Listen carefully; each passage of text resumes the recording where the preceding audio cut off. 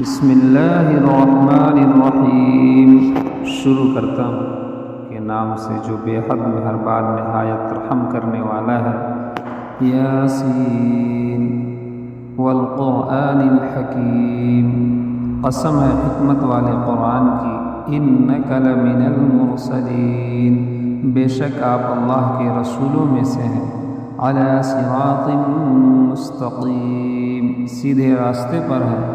تنزیل العزیز الرحیم، یعنی قرآن اتارا ہوا ہے کمال قدرت رکھنے والے اور نہایت مہربان خدا کی طرف سے۔